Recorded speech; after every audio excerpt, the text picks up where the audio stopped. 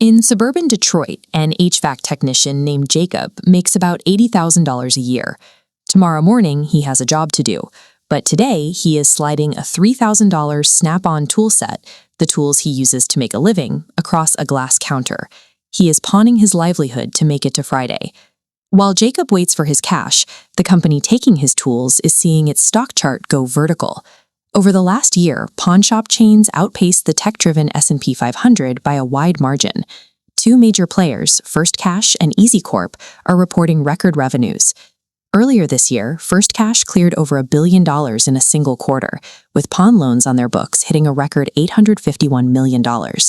Easy Corp's revenue jumped 46% over the same period. Lending money against power tools and wedding rings is currently outrunning the entire technology-driven stock market. Jacob's struggle and the pawn industry's growth are two sides of the same economy. One man is pawning his tools to survive, while Wall Street is pricing in even more of these loans for next year. A pawn loan is a collateralized loan, not a sale. You hand over an object for cash, and you have a window to repay the loan plus fees to get it back. The catch is the cost. Interest rates run anywhere from 60% to over 200% a year, making a credit card look like a bargain. Most people do come back for their items. The industry redemption rate runs between 80% and 90%. For millions of people, these high-interest loans have become a form of monthly plumbing, a recurring way to manage the timing of their bills. That customer base has shifted. It's no longer just the deeply impoverished. It's suburban households earning between $60,000 and $100,000 a year. Tradespeople and small business owners are now using the pawn counter as a lender of last resort. This shift follows a physical change in the landscape. Since 2017, America has lost roughly 13,000 bank branches. These closures hit lower-income and working-class neighborhoods hardest, removing traditional credit from the community. When a bank leaves a strip mall, a lender charging 200% interest often fills the vacuum. For many workers, the pawnshop isn't a choice, it's the only option left.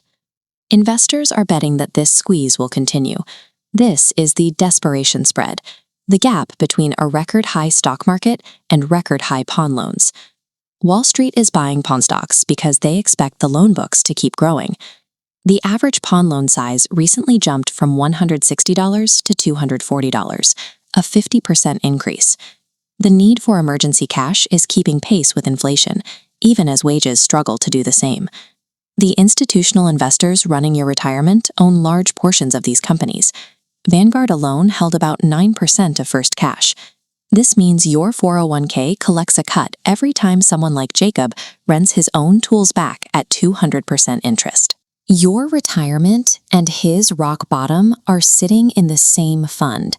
The smart money is owning both sides of the spread. The top 20% of earners are spending at record highs, while the bottom 80% haven't beat inflation in 6 years. This is the K-shaped economy. Average them together, and the line looks flat and healthy. The wealthy spending papers over everyone else's distress. The personal savings rate has dropped to 3.6%. The cash cushion households built up over the last few years has effectively evaporated. Subprime auto loan delinquencies are now higher than they were during the 2008 financial crisis. People are falling behind on car payments at a worse rate than they did during the Great Recession. Americans are also taking record levels of early hardship withdrawals from their 401ks. They are paying the taxes and penalties to access that cash, often to avoid eviction or pay medical bills. Some of the pawn industry's revenue is driven by gold.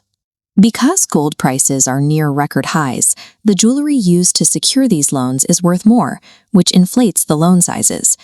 Even accounting for gold, the core trend remains.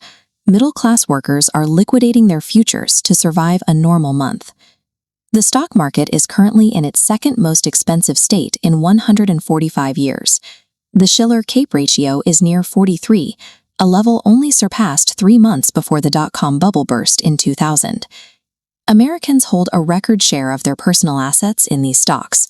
Exposure is at an all-time high, even as the valuation of those stocks rivals the 1999 peak.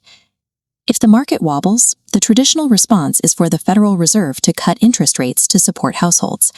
This time, inflation limits their options.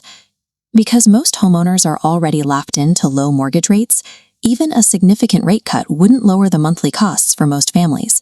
The system is running with no slack. When households are already pawning tools and raiding retirement accounts just to break even, they have no buffer left to absorb a shock. The stock market is a forecast, a bet on next year's corporate profits made by people with stable finances. The pawnshop counter is a measurement. It shows how many people, today, cannot make the math of their lives work without high-interest debt.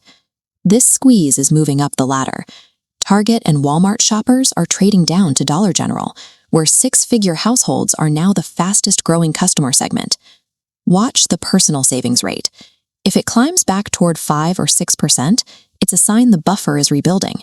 If it slips under 3%, the pressure is mounting. Pay attention to the pawn redemption rate.